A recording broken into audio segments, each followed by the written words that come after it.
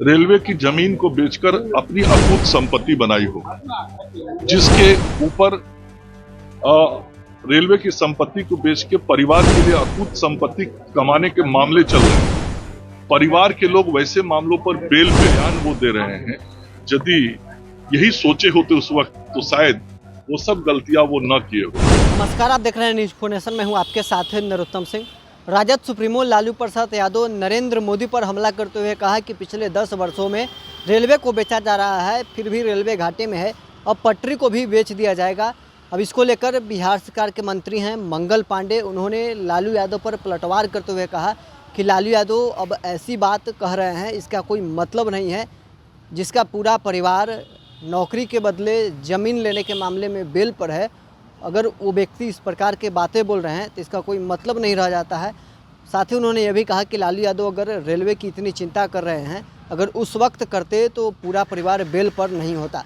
क्या कुछ कह रहे हैं बिहार सरकार के मंत्री मंगल पांडे, सुनवाते हैं आपको इस वीडियो में। रेलवे की जमीन को बेचकर अपनी अकूत संपत्ति बनाई हो, जिसके ऊपर रेलवे की संपत्ति को बेच के परिवार के लिए अकूत संपत्ति कमाने के मामले चल रहे हैं।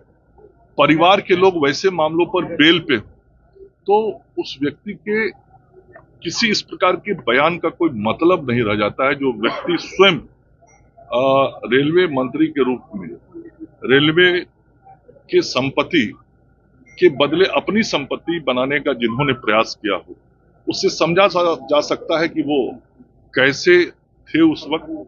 और आज जो बयान वो दे रहे हैं, यदि यही सोचे होते उस वक्त तो शायद वो सब गलतियां वो न किए होते। बंगाल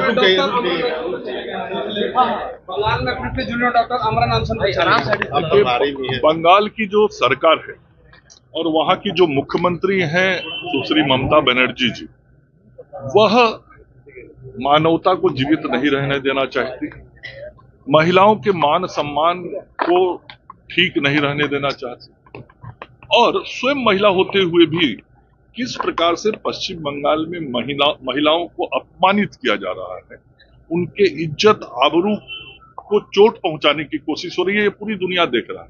लेकिन ममता बनर्जी जी को कोई फर्क नहीं पड़ रहा है।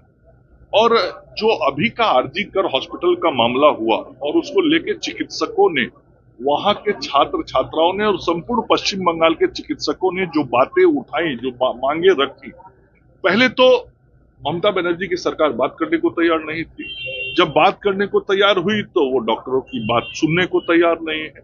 डॉक्टर भय में है, डॉक्टर और खास करके जो महिला चिकित्सक हैं, और मैं तो कहूंगा संपूर्ण महिला जो पश्चिम बंगाल की है, वो सब भयाक्रांत है, क्योंकि सबको अपनी इज्जत आबरू का डर लगता है।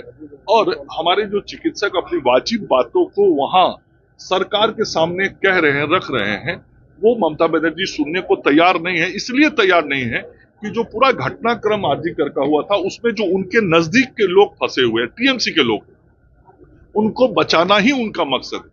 और अब इससे बड़ा बात क्या हो सकता है कि जिस बच्ची की हत्या हुई थी, उसका बिना एफआईआर किए हुए उसके डेड बॉडी को जला दिया गया।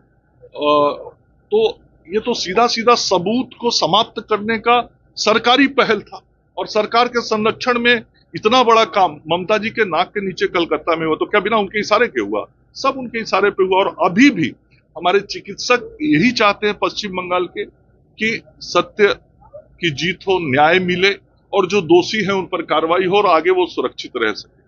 तो अपनी बातों को वो कह रहे हैं, लेकिन ममता बनर्जी ना तो सत्य को आगे आने देंगी, ना न्याय होने देंगी, ना चिकित्सकों के हित के बारे में कुछ सोचेंगे।